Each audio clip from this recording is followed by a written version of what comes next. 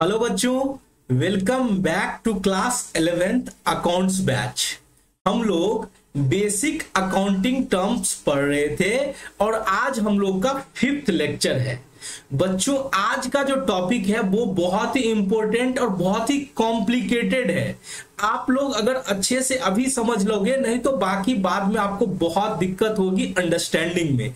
आज हम लोग सीखने वाले हैं revenue, income, gains, profit and loss. अब देखो, ये रेवेन्यू, इनकम, गेन्स, प्रॉफिट ये सब एक जैसा लगता है, इसीलिए इसको बारीकी से समझना बहुत जरूरी है, नहीं तो हमेशा आपको कंफ्यूजन रहेगा। तो चलो सबसे पहले हम लोग फटाफट आज रेवेन्यू से शुरुआत करते हैं कि रेवेन्यू क्या होता है। अब देखो, रेवेन्यू को हिंदी में बोलते हैं आय। ठीक है, रेवेन्यू का मतलब होता है कि हम जो बिजनेस के अंदर जो कमाई करते हैं, जो अर्निंग्स करते हैं, उसको हम लोग बोलते हैं रेवेन्यू। तो साथ में मेरे साथ फटाफट लिखो, रेवेन्यू का मतलब होता है revenue means earning of business. Revenue means earnings of business, यानी बिजनेस की जो कमाई होती है, बिजनेस की जो कमाई होती है उसको हम लोग क्या बोलते हैं? उसको हम लोग बोलते हैं रेवेन्यू। यानी आप बोल सकते हो बिजनेस की कमाई जो है वो क्या है? रेवेन्यू है। ठीक है, चलो अब समझते हैं कि रेवेन्यू कितने टाइप के होते हैं। रेवेन्यू का मतलब समझ में आ गया कि बिजनेस के अंदर जो भी कमाई होती है वो क्या होती है? रेवेन्यू होती है। अब रेवेन्यू को हम लोग दो भाग में बांट के सीखने वाले हैं। रेवेन्यू को हम लोग कितने टाइप में बांटेंगे? दो भाग में। एक तो होता है आपका जो ऑपरेटिंग एक्टिविटी है उससे रेवेन्यू, यानी इसे हम क्या बोलेंगे? इसे हम बोलेंगे revenue from operating activities. Revenue from operating activities, revenue from operating activities. दूसरा होता है अदर इनकम। दूसरा क्या होता है? Other income. अब देखो बच्चों, वैसे तो रेवेन्यू के अंदर जो डिफिनीशन है वो किसी ऐसा नहीं कि किसी लॉ बुक में आपको मिलेगा, बट इसीलिए आप अगर जब देखोगे रेवेन्यू का डिफिनीशन तो अलग अलग टीचर अपना अलग अलग डिफिनीशन देते हैं। बट हम लोग क्या करेंगे? हम लोग शेड्यूल 3 ऑफ कंपनी एक्ट, जो कि कैसे प्रॉफिट एंड लॉस बनाया जाता है उसका फॉर्मेट दिया हुआ है, उसके बेसिस पे रेवेन्यू को समझेंगे। तो रेवेन्यू को हमने सबसे पहले तो बोला कि रेवेन्यू क्या होता है। तो रेवेन्यू होता है बिजनेस के अंदर जो कमाई होती है उसको हम लोग रेवेन्यू बोलते हैं। अब रेवेन्यू दो टाइप का होता है। एक तो होता है ऑपरेटिंग एक्टिविटीज से रेवेन्यू। ये क्या होता है सर? ऑपरेटिंग एक्टिविटीज से रेवेन्यू, इसको हम लोग बोलेंगे रेवेन्यू फ्रॉम ऑपरेटिंग एक्टिविटीज। इसको हम लोग बोलेंगे जो अमाउंट आप कमाते हो, अमाउंट अर्न्ड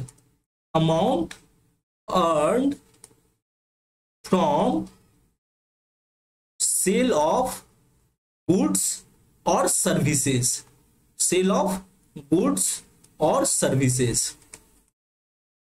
ठीक है, ये क्या होता है सर? आप जो कुछ भी गुड्स को और सर्विस को बेचने से जो कमाते हो in normal course of business. Amount earn from sale of goods और services in normal course of business, normal course of business. अब देखो, यहां पे आपको समझना होगा कि रेवेन्यू फ्रॉम ऑपरेटिंग एक्टिविटीज क्या होता है। तो देखो, आप जिस चीज का धंधा कर रहे हो, जिस चीज का बिजनेस कर रहे हो, उससे जो आप कमा रहे हो ना, वही आपका रेवेन्यू फ्रॉम ऑपरेटिंग एक्टिविटीज होता है। ठीक है, जैसे कि हम लोग समझते हैं, एक एग्जांपल लेके हम लोग इसको अच्छे से समझते हैं। ठीक है, मान के चलो कि आप एक बेकरी का शॉप चला रहे हो। आप क्या चला रहे हो? एक बेकरी का शॉप चला रहे हो। ठीक है, अब बेकरी के अंदर आप क्या बनाते होंगे? बेकरी के अंदर क्या बनाते होंगे? बिस्किट बनाते होंगे, केक बनाते होंगे। तो मान के चलो कि हम लोग इस बेकरी शॉप के अंदर दो चीज बनाते हैं, बिस्किट बनाते हैं और केक बनाते हैं। तो इसको बेकरी शॉप के अंदर जब हम बिस्किट को बेचते हैं, sale of biscuit, sale of biscuit, sale of cake. ठीक है, अपने हमारा जो मेन बिजनेस है क्या है? बेकरी का शॉप है। हम क्या करते हैं? बिस्किट को बेचते हैं, केक को बेचते हैं, उससे कमाई होती है। मान के चलो हमने पूरे साल भर में बिस्किट बेचा 25,000 का। हमने बिस्किट कितने का बेचा? 25,000 का, और केक हमने बेची 1,25,000 की, 1 लाख की। ठीक है, तो कुल मिला के अगर हम बोलेंगे कि हम अपने बेकरी के शॉप से कितना रेवेन्यू जनरेट किए हैं ऑपरेटिंग एक्टिविटी से, यानी बेकरी का दुकान चला के हम कितना का जो है आमदनी हमने कमाई है, तो वो कितना हो जाएगा? तो वो हो जाएगा सर हमारा 1,25,000। कितना हो जाएगा? 1,25,000। इसको हम लोग बोलते हैं, इसको बोलते हैं रेवेन्यू फ्रॉम ऑपरेशंस। इसको हम लोग क्या बोलते हैं? Revenue from operations. ठीक है, अब देखो मान के चलो आपका पेन बनाने का धंधा है, तो आप पेन बेच के जो कमाते हो वो आपका क्या कहलाएगा? वो आपका कहलाएगा रेवेन्यू फ्रॉम ऑपरेशन। मान के चलो आप सर्विस इंडस्ट्री में हो, जैसे कि आपने कोचिंग खोल रखी है, आप ट्यूशन पढ़ाते हो और बच्चे से फीस कलेक्ट करते हो, तो आपका जो मेन बिजनेस है वो है ट्यूशन पढ़ाना, और उससे जो आमदनी हो रही है, जो फीस आपने कलेक्ट कर रही है, वो आपका क्या कहलाएगा? वो आपका कहलाएगा रेवेन्यू फ्रॉम ऑपरेशन। मान के चलो आपने कंसल्टेंसी की बिजनेस शुरू किया। कंसल्टेंसी से क्या होता है? आप क्लाइंट को सर्विस देते हो, बदले में क्लाइंट से क्या लेते हो? आप सर्विस फी लेते हो। तो उस कंसल्टेंसी देने से जो आप आमदनी कमाओगे ना, वो आपका ऑपरेटिंग एक्टिविटीज का रेवेन्यू कहलाएगा। जैसे कि एक सीए है, एक ऑडिट फर्म शुरू करता है और वो क्या करता है? क्लाइंट के बिजनेस का ऑडिट करता है। तो उसके पास जो क्लाइंट आते हैं, ठीक है, वो क्या करते हैं? ऑडिट फीस देते हैं। तो चूंकि हमारा जो बिजनेस है वो ऑडिट करना मेन बिजनेस है, तो जो ऑडिट फीस से जो हम रेवेन्यू जनरेट करेंगे वो हमारा कहलाएगा रेवेन्यू फ्रॉम ऑपरेटिंग एक्टिविटीज। ठीक है, एक और एग्जांपल लेते हैं। आप कपड़े की दुकान करते हो, तो कपड़े की दुकान से जो आप सेल कर रहे हो और वो जो सेल जनरेट कर रहे हैं, वो हमारा क्या कहलाएगा? Revenue from operating activities.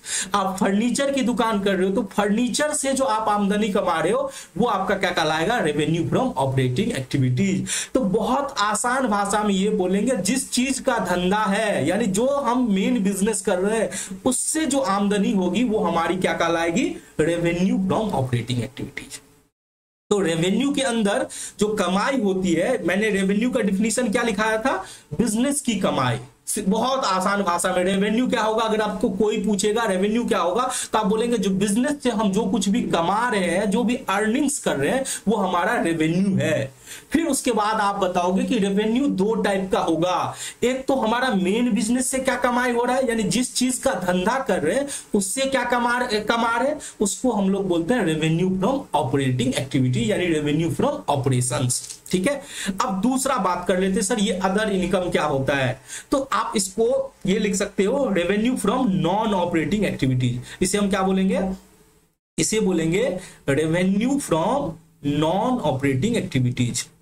इसे हम बोलेंगे revenue from non operating activities. अब देखो बच्चों, ये जो टॉपिक है ना, बहुत ही कॉम्प्लिकेटेड है। बहुत ही कॉम्प्लिकेटेड इसलिए है कि अलग अलग आप देखोगे, अलग अलग बुक में देखोगे कुछ और डिफिनीशन दिया हुआ है, तो आपको बहुत कंफ्यूजन होगा। ठीक है, क्योंकि देखो रेवेन्यू की डिफिनीशन कहीं पे आपको प्रिस्क्राइब नहीं की गई है, इसीलिए सब लोग अपने अपने हिसाब से डिफिनीशन देखते हैं। मैं 1-2 बुक देख रहा था, तो वहां पे बोला गया कि रेवेन्यू का मतलब होता है आपका मेन बिजनेस से जो कमाई होता है, केवल वही आपका रेवेन्यू है। बट ऐसा गलत है। रेवेन्यू के अंदर आपका ऑपरेटिंग एक्टिविटीज का रेवेन्यू तो आता ही है, साथ में अदर इनकम भी आता है, जो कि रेवेन्यू के अंदर ही उसको भी क्लासिफाई किया गया है। इसको समझते हैं। अब जैसे इसी एग्जांपल को हम कंटिन्यू करते हैं कि आपका बेकरी का ही शॉप है। ठीक है, सबसे पहले तो इसको लिख लो कि इसको हम लोग बोलेंगे earnings from non operating activities. इसको हम लोग क्या बोलेंगे? अदर इनकम को earnings from non operating activities. Earnings from non operating activities. ठीक है, जो हमारा नॉन ऑपरेटिंग एक्टिविटीज से, यानी जो हमारा मेन बिजनेस नहीं है, उससे जो आमदनी होती है, उसको हम लोग क्या बोलते हैं? उसको हम लोग बोलते हैं अदर इनकम, लेकिन वो भी रेवेन्यू का ही पार्ट होता है। ठीक है, चलो एग्जांपल हम लोग देते हैं कि हमारा वही बेकरी का शॉप था। हमारा बेकरी का शॉप था। ठीक है, बेकरी का शॉप था, और बेकरी शॉप के अंदर तो आप जानते हो कि आप बिस्किट, केक ये सब बनाते हो, और इससे अच्छा खासा आपका बिजनेस चल रहा है। तो आप आपके पास एक पुराने पूर्वज का जो है आपके पास जमीन था, वहां पे घर बना हुआ था, तो आप बेकरी का दुकान तो आप चला ही रहे हो, साथ में क्या किया आपने, आपके पास एक्स्ट्रा रूम वगैरह खाली थे तो आप किसी दूसरे को दे दिए कि चलो तुम कोई दूसरा बिजनेस शुरू करना चाहते हो तो बदले में हमको रेंट देना। आपने अपनी जगह दे दी उसको किराए पे। तो आपका बेकरी का दुकान है, आपका जो बिजनेस है बेकरी का है, बट आप किराया भी कमा रहे हो। आप क्या कमा रहे हो, आप रेंट रिसीव कर रहे हो, ठीक है, रेंट रिसीव कर रहे हो। बट आपका धंधा क्या है, आपका धंधा मेन धंधा जो है आपका बेकरी का है, बट आप कमा रहे हो, रेंट से भी आमदनी कमा रहे हो। मान के चलो कि आपको जो है 2000 रुपया का रेंट मिला, 2000 रुपए का रेंट मिला। फिर आपके पास आप चुका, आपका बेकरी का दुकान बहुत फेमस है, आप अच्छा पैसा कमा रहे हो, आपके पास मान के चलो कोई आए, दूसरे बिजनेसमैन आए कि हमको कुछ लोन चाहिए आपसे, तो आप उसको लोन दे दिए, बोला बदले में आपको इंटरेस्ट देना पड़ेगा, आपको इंटरेस्ट की इनकम हो रही है। तो मान के चलो आपने इंटरेस्ट भी कमाया, आपको इंटरेस्ट रिसीव हुआ है, आपको क्या हुआ है, इंटरेस्ट रिसीव हुआ है। अब जरा सोचो, आपका धंधा तो बेकरी का है, आप बिजनेस बेकरी का कर रहे हो, तो मेन बिजनेस तो आपका बेकरी का है, बेकरी से कमाई होता है, लेकिन आपको जो पैसा एक्स्ट्रा था आपने उसको इन्वेस्ट कर दिया किसी के पास और बदले में आपको इंटरेस्ट मिल रहा है। मान के चलो आपको 1000 का इंटरेस्ट मिल रहा है, तो ये क्या कहलाएगा, ये नॉन ऑपरेटिंग रेवेन्यू कहलाएगा। इसे हम नॉन ऑपरेटिंग रेवेन्यू बोलेंगे, ठीक है, इसको हम अदर इनकम के रूप में रखेंगे, ठीक है। चलो अब मान के चलो आप शेयर मार्केट में भी पैसा लगाते हो, आपके पास पैसा रहता है, तो जो भी बेकरी से जो भी प्रॉफिट होता है, अपना खर्चा निकालने के बाद आप मंथली कुछ पैसा शेयर मार्केट में भी लगाते हो। तो आपने टीसीएस में कुछ शेयर खरीद रखे हैं और टीसीएस कंपनी क्या करती है, डिविडेंड दे रही है, तो आपको कुछ डिविडेंड मिला, यानी कंपनी कुछ आपको रेवेन्यू दे रही है क्योंकि आपने उस कंपनी में पैसा इन्वेस्ट किया है। तो आपको डिविडेंड, मान के चलो आपने डिविडेंड रिसीव किया, आपने क्या रिसीव किया, डिविडेंड रिसीव किया 500 रुपया का, ठीक है। तो ये जो आमदनी है जो आप देख रहे हो 2000, 1500, ये आमदनी क्या कहलाएगी, ये आमदनी आपकी कहलाएगी अदर इनकम। इस आमदनी को हम लोग क्या बोलेंगे, ये जो 3500 आपने कमाया इसको बोलेंगे अदर इनकम, इसको हम लोग क्या बोलेंगे, अदर इनकम। तो क्लियर हो गया कि रेवेन्यू दो टाइप के हो सकते हैं, एक ऑपरेटिंग एक्टिविटी से रेवेन्यू, दूसरा अदर इनकम। अब जैसे इसको समझते हैं, ठीक है। अब मैं आपको आपके सामने में लाया हूं एक शेड्यूल 3 का फॉर्मेट। मैं ये आपके सामने इसलिए लाया कि देखो बच्चों, जब आप मान के चलो किसी भी टीचर का आप लेक्चर सुनोगे या कहीं बुक देखोगे तो सब अलग अलग रेवेन्यू की डिफिनीशन दिए हैं। कोई बोलते हैं किसी के हिसाब से जो रेवेन्यू जो मेन बिजनेस से जो कमाई हो रही है वही हमारा रेवेन्यू है, बट हमें हमेशा अपने जो हमारे जो कंपनी एक्ट है, जो रूल्स है, जो रेगुलेशन है, उसके हिसाब से चलना चाहिए। तो इसीलिए मैंने आपके सामने लाया है, देखो schedule 3 of company act. Schedule 3 of company act बोलता है कि जब भी आपका जो रेवेन्यू होगा उसको आपको दो भाग में बांटना पड़ेगा, एक तो रेवेन्यू फ्रॉम ऑपरेशन और दूसरा अदर इनकम, तब जाके आपका टोटल रेवेन्यू होगा। जैसे कि आपको मैंने एग्जांपल दिया कि आपका रेवेन्यू फ्रॉम ऑपरेशन कितना था, आपका बेकरी का शॉप है उसमें रेवेन्यू पर ऑपरेशन था 1,25,000, कितना था 1,25,000। आपने अदर इनकम कितना कमाया, सर हमने अदर इनकम कमाया 3,500, तो कुल मिला के कितना हो गया 1,28,500 आपका टोटल रेवेन्यू कहलाएगा। यानी टोटल रेवेन्यू में हमेशा रेवेन्यू फ्रॉम ऑपरेटिंग एक्टिविटीज और अदर इनकम दोनों इंक्लूड होते हैं। तो क्लियर हो गया।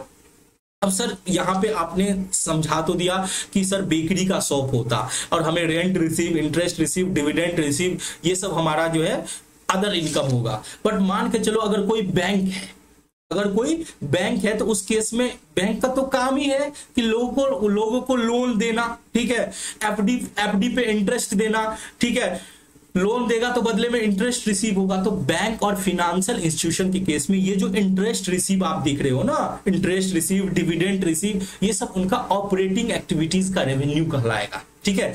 तो आपको समझना होगा कि जिस चीज का धंधा है, जिस चीज का बिजनेस है, उस बिजनेस से जो आमदनी हो रही है वो आपका ऑपरेटिंग एक्टिविटीज का रेवेन्यू होगा, और उसके अलावा अगर कुछ कमाई हो रही है तो वो आपका अदर इनकम का पार्ट होगा। और जब दोनों को जोड़ दोगे तब जाके आपका टोटल रेवेन्यू बनेगा।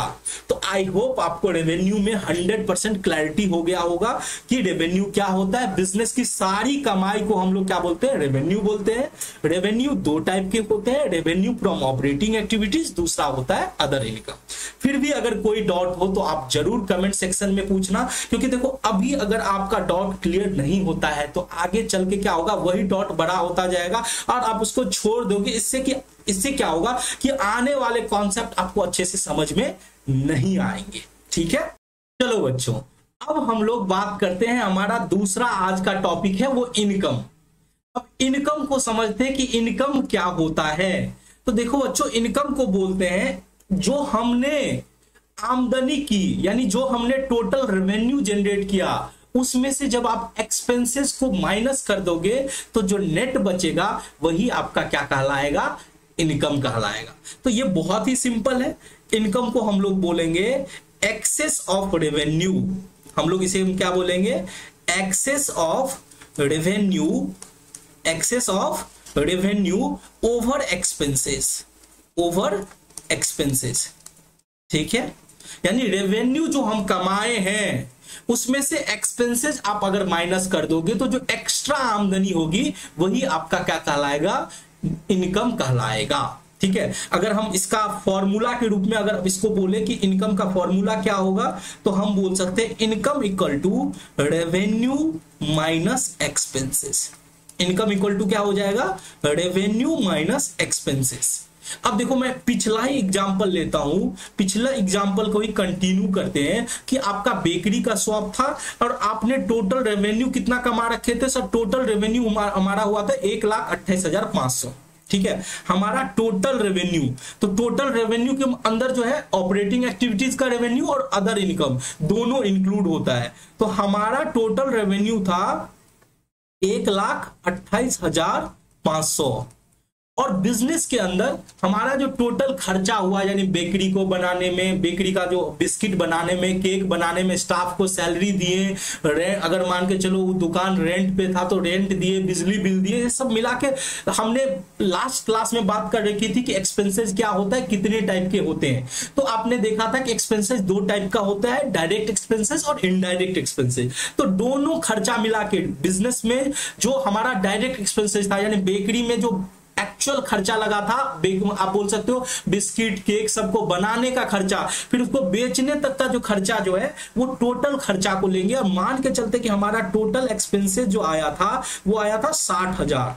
टोटल एक्सपेंसेस कितना आया था, 60,000। ठीक है, तो 60,000 जब हम इसको माइनस कर देंगे, टोटल एक्सपेंसेस को जब माइनस कर देंगे तो जो नेट बचेगा, नेट कितना बचा, 68,500। यही हमारा कहलाएगा, यही हमारा इनकम कहलाएगा, यही हमारा इनकम कहलाएगा।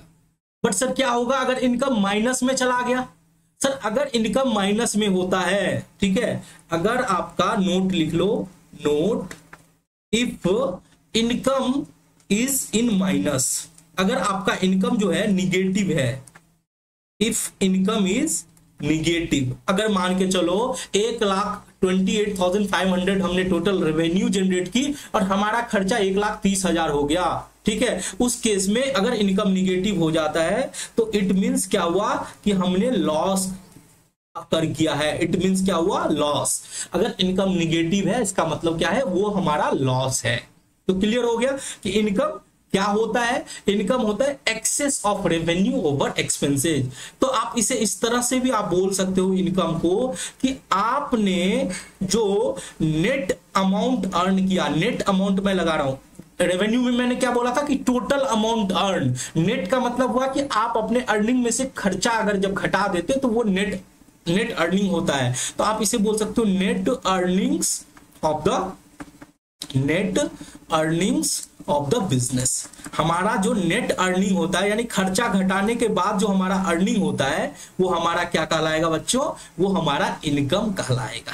ठीक है, तो इनकम समझ में आ गया कि जब हम टोटल रेवेन्यू में से टोटल एक्सपेंसेस को माइनस कर देते हैं तो वो हमारा क्या बन जाता है, वो हमारा इनकम बन जाता है। हम लोग बात कर लेते हैं, हम लोग का आज का जो थर्ड टॉपिक है वो है प्रॉफिट। हमने बात कर ली रेवेन्यू की, हमने बात कर ली इनकम की। रेवेन्यू क्या होता है? तो सर बिजनेस की सारी जो कमाई होती है, टोटल जो अर्निंग होता है वो रेवेन्यू होता है। उसमें रेवेन्यू फ्रॉम ऑपरेटिंग एक्टिविटीज भी आता है, अदर इनकम भी आता है। फिर हमने बात करी इनकम की। अब इनकम हमने बोला कि रेवेन्यू में से सर जब आप एक्सपेंसेस को घटा दोगे तो वो आपका बन जाएगा इनकम। अब हम लोग बात करते हैं प्रॉफिट की। तो देखो प्रॉफिट क्या होता है? प्रॉफिट होता है कि एक अकाउंटिंग पीरियड के दौरान आपने कितनी इनकम कमाई है, यानी आप रेवेन्यू माइनस एक्सपेंसेस करोगे और वो जो आपका इनकम है वही एक अकाउंटिंग पीरियड के अंदर वो क्या बन जाता है? वो प्रॉफिट बन जाता है। तो फटाफट सबसे पहले तो आप मेरे साथ नोट करो कि प्रॉफिट होता क्या है। तो प्रॉफिट को हम लोग अकाउंटिंग टर्म में बोलेंगे income earned over the accounting period। Income earned over the accounting period, over the accounting period, यानी एक अकाउंटिंग पीरियड के दौरान हमने जो इनकम कमाई है, इनकम मतलब रेवेन्यू माइनस एक्सपेंसेस, तो हमने जो इनकम कमाई है एक अकाउंटिंग पीरियड के दौरान वही क्या कहलाता है? प्रॉफिट कहलाता है। तो चलो इसको हम लोग एक एग्जांपल के थ्रू समझने की कोशिश करते हैं, ठीक है। देखो अब मान के चलो कि ये हमारा एक अकाउंटिंग पीरियड है, ठीक है, जहां पे कि हमारी अकाउंटिंग की जो शुरुआत हुई है वो 2022 1 अप्रैल को, ठीक है, 1 अप्रैल को हमारी पीरियड की अकाउंटिंग पीरियड की शुरुआत हुई है। तो एक साल इसका कब होगा? तो सर एक साल हो जाएगा 2023 के मार्च 31 को, मार्च 31 मार्च को ये साल खत्म होगा। तो इसको हम लोग बोलते हैं जब एक साल कंप्लीट होता है, जनरली हमारा जो अकाउंटिंग पीरियड होता है वो होता है 1 ईयर का। तो ये जो 1 ईयर है, ये 1 ईयर हमारा क्या कहलाएगा? इसी को हम लोग बोलते हैं अकाउंटिंग पीरियड। इसी को हम लोग क्या बोलते हैं? Accounting period. तो इस अकाउंटिंग पीरियड के अंदर जो हमने इनकम जनरेट की है वही हमारा क्या कहलाएगा? प्रॉफिट कहलाएगा। तो अब देखो यहां से लेके यहां तक हमने टोटल रेवेन्यू मान के चलो हमने कमाई 1,25,000। हमने कितना कमाया टोटल रेवेन्यू? 1,25,000। हमारा टोटल एक्सपेंसेस जो है उसी अकाउंटिंग पीरियड का सारा जब खर्चा मिला देते हैं तो हमारा एक्सपेंसेस बन जाता है 75,000। कितना बनता है? 75,000।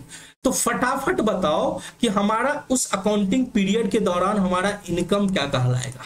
तो सर हमारा जो इनकम कहलाएगा वो होगा 50,000। हमारा इनकम क्या हुआ? 50,000। तो यही जो 50,000 है, ये जो 50,000 आपको दिख रहा है, ये 50,000 क्या होगा? 2022 और 23, 2022-23 का ये क्या बन जाएगा? ये प्रॉफिट बन जाएगा। तो हम बोलेंगे 2022-23 में हमने प्रॉफिट 50,000 रुपया कमाई।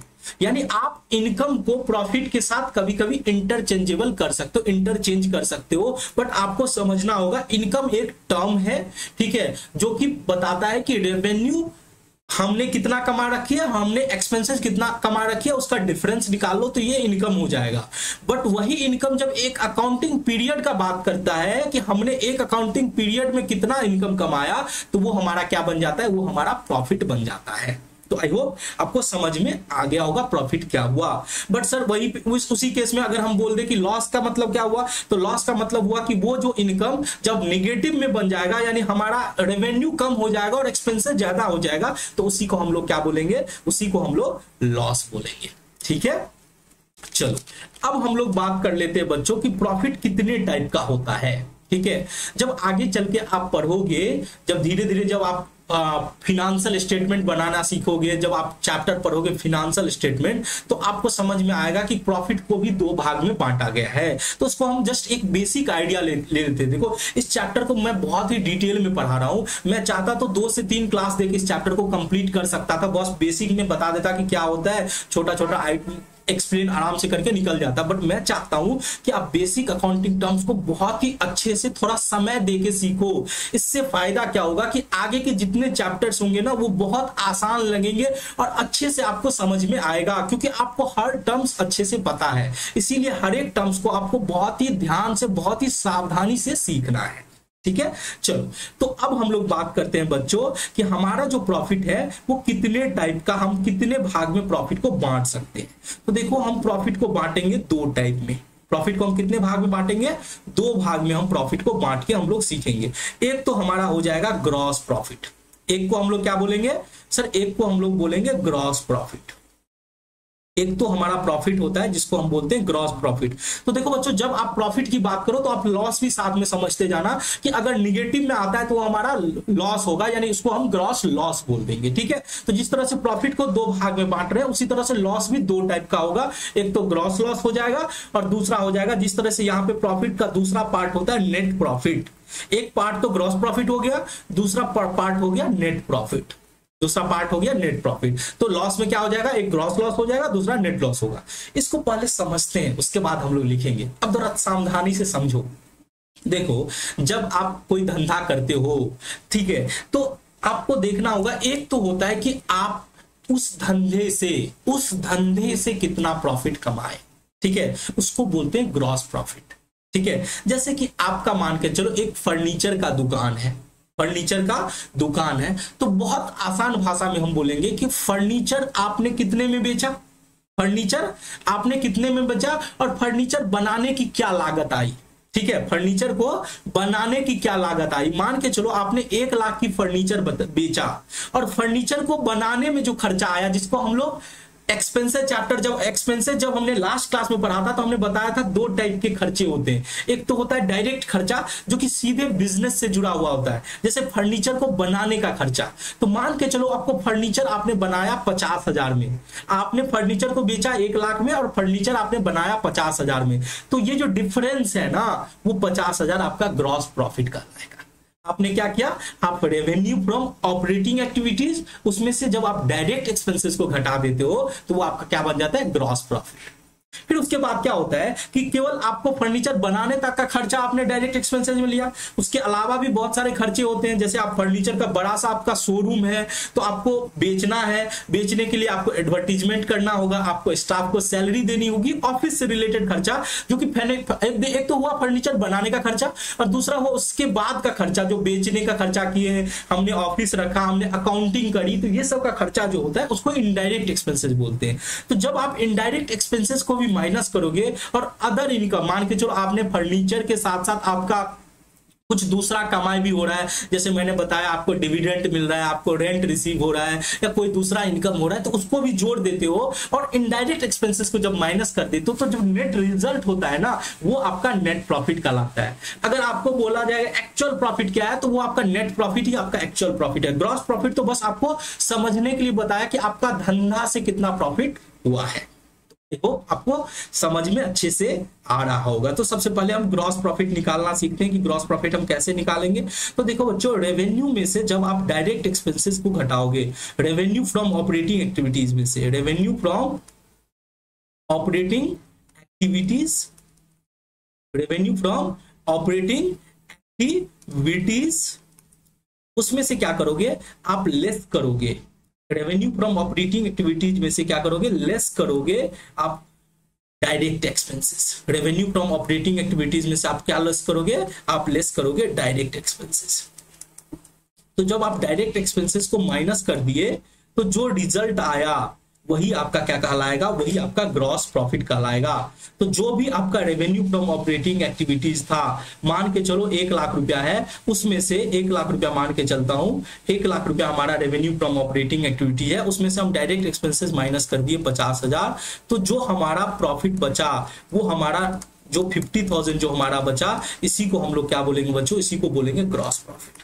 इसको क्या बोलेंगे? इसको बोलेंगे ग्रॉस प्रॉफिट। ग्रॉस प्रॉफिट तो क्लियर हो गया। अब हम बात कर लेते हैं नेट प्रॉफिट से। तो देखो नेट प्रॉफिट क्या होता है? नेट प्रॉफिट जब आप ग्रॉस प्रॉफिट आपके पास आ गया, ठीक है, अब जब आपके पास ग्रॉस प्रॉफिट आ गया, ठीक है, उसमें क्या करोगे? अदर इनकम को जोड़ोगे। अदर इनकम को जोड़ोगे और आप माइनस कर दोगे इनडायरेक्ट एक्सपेंसेस, तो वो आपका नेट प्रॉफिट कहलाएगा। इसको हम लोग इस तरह से थोड़ा अच्छे से समझते हैं, इसका भी हम अच्छे से हम लोग लिखते हैं, ठीक है। तो चलो ग्रॉस प्रॉफिट, नेट प्रॉफिट कैसे निकलेगा, तो सबसे पहले तो आप लिखोगे रेवेन्यू फ्रॉम ऑपरेटिंग एक्टिविटीज। मेरे पास यहाँ पे थोड़ा जगह कम है इसीलिए हम थोड़ा छोटा लिखते हैं। रेवेन्यू फ्रॉम ऑपरेटिंग एक्टिविटीज, एक तो आपका ये हो गया। रेवेन्यू फ्रॉम ऑपरेटिंग एक्टिविटीज मान के चलो आपका 1 लाख रुपया है, ठीक है। एग्जांपल देके ही समझते हैं। रेवेन्यू फ्रॉम ऑपरेटिंग एक्टिविटीज का आपका कितना हुआ, 1 लाख। अब इसमें क्या किए, अदर इनकम को भी जोड़ दिए। आपने इसमें क्या किया, अदर इनकम को भी जोड़ दिया। अदर इनकम मान के चलो आपने जोड़ दिया, अदर इनकम आपका 20,000 का हुआ, ठीक है। अदर इनकम में आपको पता ही है क्या क्या आता है, डिविडेंड, रेंट, रिसीव, ये सब आपका अदर इनकम हो गया। आपने जब अदर इनकम जोड़ दिया तो आपका टोटल रेवेन्यू बन के आया, आपका टोटल रेवेन्यू बन के आया 1,20,000, 1,20,000। अब इस टोटल रेवेन्यू में से आप क्या करोगे, माइनस करोगे एक्सपेंसेस, माइनस करोगे एक्सपेंसेस, ठीक है। तो जब आप एक्सपेंसेस में देखो, यहां पे जब ग्रॉस प्रॉफिट निकाल रहे थे तो हम केवल एक एक्सपेंसेस माइनस करते थे, डायरेक्ट एक्सपेंसेस। यहां पे हम डायरेक्ट और इनडायरेक्ट दोनों खर्चे माइनस करेंगे, डायरेक्ट एक्सपेंसेस और इनडायरेक्ट एक्सपेंसेस दोनों खर्चे माइनस करेंगे, तब जाके जो प्रॉफिट आएगा। डायरेक्ट एक्सपेंसेस, इनडायरेक्ट, मान के चलो हमारा डायरेक्ट एक्सपेंसेस 50 था और इनडायरेक्ट एक्सपेंसेस 25,000 मान के चलते हैं, तो हमारा जो टोटल खर्चा होगा, अब जरा यहाँ पे देखो आपका टोटल खर्चा कितना हुआ, तो सर हमारा टोटल खर्चा हो गया 50,000 प्लस 25,000 75,000। इसको हम लोग बोलेंगे टोटल एक्सपेंसेस, इसको हम लोग क्या बोलेंगे, टोटल एक्सपेंसेस। तो देखो बच्चों, हमारा टोटल रेवेन्यू 1,20,000, टोटल एक्सपेंसेस 75,000, तो आपका नेट प्रॉफिट क्या हो गया, नेट प्रॉफिट हमारा हो गया total revenue minus total expenses, यानी हमारा नेट प्रॉफिट हो गया सर 25 और 20 यानी 45,000 हमारा क्या हो गया, नेट प्रॉफिट हो गया। क्लियर हो गया कि हम कैसे प्रॉफिट निकालते हैं, कैसे हम ग्रॉस प्रॉफिट निकालते हैं। ग्रॉस प्रॉफिट का मतलब होता है कि हमारा मेन धंधे से जो हमारा प्रॉफिट हुआ वो ग्रॉस प्रॉफिट, और नेट प्रॉफिट हुआ कि सारा का सारा इनडायरेक्ट एक्सपेंसेस, अदर इनकम सब कुछ मिला दिए तो वो हमारा क्या बन जाता है, नेट प्रॉफिट बन जाता है। तो आई होप क्लियर हो गया होगा कि प्रॉफिट क्या होता है। प्रॉफिट होता है जो हमारा नेट आमदनी होता है, सारे खर्चे घटाने के बाद जो आमदनी बचती है उसको हम लोग क्या बोलते हैं, उसको एक अकाउंटिंग पीरियड के अंदर वो प्रॉफिट बन जाता है।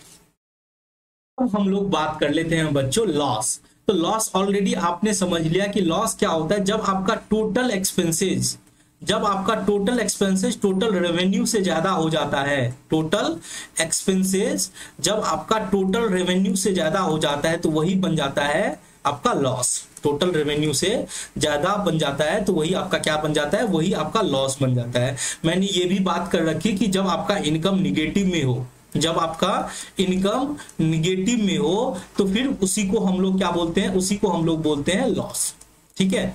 जब आपका इनकम क्या हो, निगेटिव में आ जाए तो हम वो इक्वल टू क्या हो जाएगा, उसको हम लोग बोलेंगे इनकम निगेटिव का मतलब हुआ ये हमारे लिए क्या है, लॉस है। जैसे कि एग्जांपल लेता हूं मैं कि आप यही इसी एग्जांपल में आपने देखा था कि आपका टोटल रेवेन्यू 1,20,000 था, ठीक है, टोटल एक्सपेंसेस 75,000 था। इसको थोड़ा सा उल्टा कर देते हैं, मान कर चलता हूं कि आपका एग्जांपल यहां पे मैं यहां पे ले रहा हूं कि टोटल रेवेन्यू आपका 1 लाख रुपया है। टोटल रेवेन्यू में सारा का सारा इनकम आ जाता है, यानी कि ऑपरेटिंग एक्टिविटीज का रेवेन्यू और दूसरा अदर इनकम, ठीक है। और टोटल आपका जो एक्सपेंसेज है, डायरेक्ट और इनडायरेक्ट एक्सपेंसेज मिला के सारा का सारा खर्चा मिला के आपका जो टोटल एक्सपेंसेज है वो है 1,20,000, 1,20,000। तो ये जो 20,000 एक्स्ट्रा आपका खर्चा हो गया ना, इसी को हम लोग लॉस बोलेंगे, इसी को हम लोग क्या बोलेंगे, लॉस बोलेंगे। अब लॉस का भी 2 पार्ट है जो आपको समझ में आ गया होगा, ग्रॉस लॉस और दूसरा नेट लॉस। तो ग्रॉस लॉस क्या हुआ, ग्रॉस लॉस हुआ कि सेल में से जब आपका जो मेन रेवेन्यू है ऑपरेटिंग एक्टिविटीज का रेवेन्यू, उसमें से जब खर्चा घटा देते हो डायरेक्ट एक्सपेंसेज, और डायरेक्ट एक्सपेंसेज ज्यादा हो जाएगा। जैसे इसी एग्जांपल में देखो आपको समझ में आएगा कि आपका डायरेक्ट एक्सपेंसेज यहाँ पे 50,000 है, मान के चलो अब डायरेक्ट एक्सपेंसेज आपका बढ़ जाता है 1,20,000 होता, तो ये हमारा ग्रॉस प्रॉफिट नहीं ग्रॉस लॉस हो जाता। उसी तरह से टोटल रेवेन्यू और जब टोटल खर्चा आपका ज्यादा हो जाता तो हमारा ये नेट लॉस कहलाता। तो आई होप आपको इसमें दिक्कत नहीं होगी कि लॉस क्या होता है। लॉस होता है जब आपका खर्चा ज्यादा हो गया रेवेन्यू से, तो जो डिफरेंस आता है वही हमारा क्या कहलाता है, लॉस कहलाता है। बच्चों अब हम लोग बात करते हैं आज का लास्ट टॉपिक, गेन क्या होता है, ठीक है। हमने रेवेन्यू बात कर ली, हमने इनकम बात कर ली, हमने प्रॉफिट बात कर ली, लॉस बात कर ली। अब हम लोग गेन को समझते हैं। गेन क्या होता है? तो गेन का मतलब होता है कि आप जो इरेगुलर एक्टिविटीज से जो प्रॉफिट कमाते हो ना, उसको हम लोग गेन बोलते हैं। इरेगुलर एक्टिविटीज यानी ऐसा एक्टिविटीज जो बार बार नहीं होता, इंसिडेंटल एक्टिविटीज होता है। जैसे हमने अपनी पुरानी मशीन को बेच दी, हमने अपने किसी इन्वेस्टमेंट को बेच दिया, हमने जमीन को बेच दिया। नहीं, ऐसा एक्टिविटी जो आप बार बार नहीं करते हो, वो क्या कहलाता है? गेन कहलाता है। ठीक है। अगर आप बोलोगे प्रॉफिट अर्न्ड, आपने प्रॉफिट कमाया है, बट ये जो प्रॉफिट है वो है from irregular activities, from irregular activities. ठीक है। ऐसा प्रॉफिट जो आपको इरेगुलर एक्टिविटीज से कमा के जो प्रॉफिट हुआ है उसको गेन बोलते हैं। अब देखो बच्चों, इरेगुलर को आप बोल सकते हो इंसिडेंटल, जो ऐसा जो कभी कभार अचानक से हो गया उसको इंसिडेंटल, और इरेगुलर एक्टिविटीज से जो प्रॉफिट होता है उसको बोलते हैं। ठीक है। जैसे कि सर एग्जाम्पल देके समझाओ, वैसे तो समझ में नहीं आया, तो जैसे एग्जाम्पल देके समझते हैं। Profit on sale of fixed asset, sale of fixed assets, profit on sale of fixed assets. मान के चलो कि आपके पास एक पुरानी मशीन थी, ओल्ड मशीन थी, और उस मशीन का वैल्यू आपका जो आप उस मशीन का जो आज के डेट में आपका वैल्यू था वो था 10,000। ठीक है। अब चूंकि वो मशीन काम की नहीं थी, उसका काम नहीं हो रहा था, तो फिर हमने बोला क्यों ना इसको सेल कर दिया जाए। तो हमने इस मशीन को बेच दिया। हमने इस मशीन को बेच दिया 12,000 में। हमने इस मशीन को बेच दिया 12,000 में। तो क्या हुआ? सोचो 10,000 की मशीन हमने 12,000 में बेच दी, तो क्या हुआ? गेन हो गया। गेन कितना का हुआ सर? 12 माइनस 10,000। सर अगर इनकेस 10,000 की मशीन हम 8,000 में बेच देते तो फिर उसके लिए कोई नया वर्ड नहीं है, उसको हम लॉस ही बोलते हैं, बट वो कैपिटल लॉस के नेचर का हो जाता है। क्लियर समझ गया? 10,000 का मशीन अगर हम 8,000 में बेच दिए तो वो क्या हो गया? 8,000, यानी 2,000 का जो लॉस हुआ उसको लॉस ही बोलेंगे, वो कैपिटल लॉस का नेचर में हो गया। वो हम लोग आगे चल के पढ़ेंगे। अभी बस आप गेन का मतलब ये समझो कि ऐसा जो इरेगुलर एक्टिविटीज से जो प्रॉफिट कमाए वो हमारा क्या हो जाता है? गेन हो जाता है। इसका दूसरा एग्जाम्पल भी बोल दो सर। दूसरा example, gain on sale of investment. हमने किसी इन्वेस्टमेंट को बेच दिया।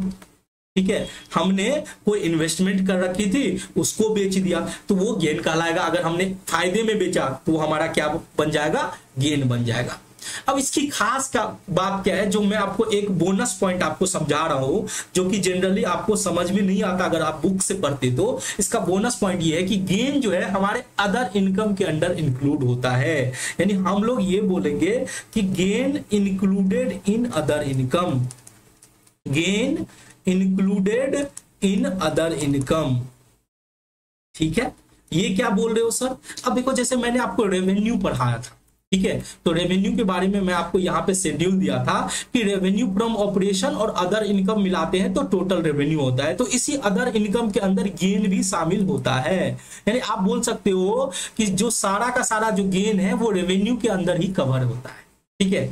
तो आई होप आपको अच्छे से क्लियर हो गया होगा कि गेन क्या होता है। देखो, आज जो हम लोग टॉपिक पढ़ रहे हैं ना, मैं बार बार बोल रहा हूं, बहुत ही कॉम्प्लिकेटेड टॉपिक है, और इसके अंदर अगर आपको क्वेरी नहीं आ रही है, इसका मतलब आप मन लगा के पढ़ाई नहीं कर रहे हो, क्योंकि कुछ ना कुछ डाउट तो आपके मन में जरूर आने चाहिए। और मुझे बहुत अच्छा लगेगा अगर आप वो डाउट आप कमेंट्स करके पूछते हो, क्योंकि देखो मुझे इससे खुशी मिलती है। मेरा पढ़ाने का एक ही मकसद है कि मैं अगर पढ़ा रहा हूं तो आप लोग को कुछ अच्छे से समझ सके, और आपको आपके लाइफ में मैं कुछ नॉलेज आपको एडिशन दे सकूं, कुछ आपको वैल्यू दे सकूं। और वो जब तक मुझे पता नहीं चलेगा तो मेरा भी मोटिवेशन उस तरह से पढ़ाने का नहीं रहेगा। इसीलिए मैं आपको बार बार बोलता हूं कि आप जो भी पढ़ाई करते हो, जो भी समझ में आता है, वो आप अपडेट करते रहो मुझे, जिससे कि मुझे भी आइडिया लगे कि मेरे बच्चे को समझ में आ रहा है। अगर आपको लगता है कि सर सब कुछ समझ में आ गया तो वो भी बता दो कि सर सब कुछ समझ में आ गया। अगर कोई डाउट डाउट है तो वो भी कमेंट्स करके पूछो, क्योंकि देखो आप मेरे सामने तो नहीं हो, तो मैं कैसे मैं समझूंगा कि आपको समझ में आ रहा है या नहीं आ रहा है। फिर भी मैं अपना 100% देता हूं, जितना हो सकता है करता हूं, पूरा अच्छे से आपके लिए रिसर्च करता हूं, जिससे कि मैं कोई भी टॉपिक आपसे मेरे से छूटे नहीं और आपको 100% नॉलेज मिले। ठीक है, जब आप क्लास 11 12 पास करके जाओ तो आपको एक कॉन्फिडेंस हो कि हम कोई भी एग्जाम कॉमर्स का हम क्रैक कर सकते हैं। तो मैं चाहता हूं कि आपके पास वैसा कॉन्फिडेंस हो। वो तभी हो सकता है जब आपको सारे कॉन्सेप्ट अच्छे से क्लियर हो, सारे टॉपिक अच्छे से समझ में आ जाए। आपने ऐसा नहीं कि कोई पॉइंट्स को याद किया है, आपको अंडरस्टैंडिंग होनी चाहिए कि सर रेवेन्यू बोले तो रेवेन्यू क्या होता है। आप अपने आसपास के बिजनेस को एनालाइज करने की कोशिश करो, तभी तो आप उसको यूज करोगे। बस अच्छा मार्क्स ले आने से कोई एक्सपर्ट नहीं बन सकता। अगर आपको किसी सब्जेक्ट में एक्सपर्टाइज नॉलेज चाहिए तो इसीलिए आपको चीज को समझने की जरूरत है।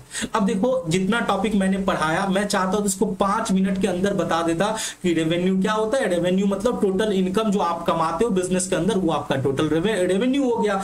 इनकम क्या होता है कि जो रेवेन्यू में से खर्चे घटा दो तो वो आपका इनकम हो गया। प्रॉफिट क्या होता है, एक अकाउंटिंग पीरियड के दौरान जो इनकम कमाते हो वो प्रॉफिट हो गया। गेन क्या होता है, जो इंसिडेंटल एक्टिविटी इरेगुलर एक्टिविटी से जो प्रॉफिट अर्न करते हो वो गेन हो गया। बस 5 मिनट लगेगा मुझे समझाने में, मैं समझा के निकल जाऊंगा। लेकिन मैं आधे घंटे से 45 मिनट से इतना मतलब आपको समझाने की कोशिश कर रहा हूं, क्योंकि मेरा एक ही इंटेंशन है कि आपको याद नहीं करना है, आपको समझना है, आपको प्रैक्टिकल वे में उसको अप्लाई करना है। ठीक है, तो अब मैं उम्मीद करता हूं कि आप लोग जरूर कमेंट्स करके बताओगे कि आपको समझ में आ रहा है। और कहीं भी डाउट हो तो बिना कोई आपको मतलब किसी भी तरह का आपको टेंशन नहीं लेना है। अगर कोई डाउट हो तो आप किसी भी लैंग्वेज में पूछ सकते हो, आप हिंदी में पूछ सकते हो, ठीक है, आप इंग्लिश में पूछ सकते हो, आप लोकल लैंग्वेज जैसे कि आप अगर बिहार से हो तो मैथिली में पूछ सकते हो, भोजपुरी में पूछ सकते हो, क्योंकि मैं भी बिहार से बिलोंग करता हूं। तो आपको मैथिली भोजपुरी किसी भी लैंग्वेज में आप पूछोगे तो मैं जरूर आपके कमेंट्स का रिप्लाई कर दूंगा। तो चलो आज का क्लास हम लोग यहाँ पे खत्म करते हैं। आपके लिए मैं 4 क्विज लेके आया हूं, जहां पे मल्टीपल चॉइस क्वेश्चन है। आपको क्वेश्चन रीड करनी है और 4 ऑप्शन में से आपको लगता है कौन सा ऑप्शन सही है तो वो आपको कमेंट्स करके बताने हैं। ये आपको 100% करने हैं। इससे क्या होगा, आपका साथ में मल्टीपल चॉइस क्वेश्चन भी हो जाएगा। ठीक है, अब देखो कॉन्सेप्ट भी पढ़ लिया, उससे रिलेटेड जो भी मल्टीपल चॉइस क्वेश्चन है वो भी आपका कवर हो जाएगा। और फिर बाद में जब हम लोग सिलेबस कंप्लीट करेंगे तो फिर तो हम मल्टीपल चॉइस क्वेश्चन आपको पढ़ाएंगे, लेकिन अभी से आप करते चलो। तो ठीक है, फिर मिलते हैं नेक्स्ट क्लास में, तब तक के लिए जय हिंद।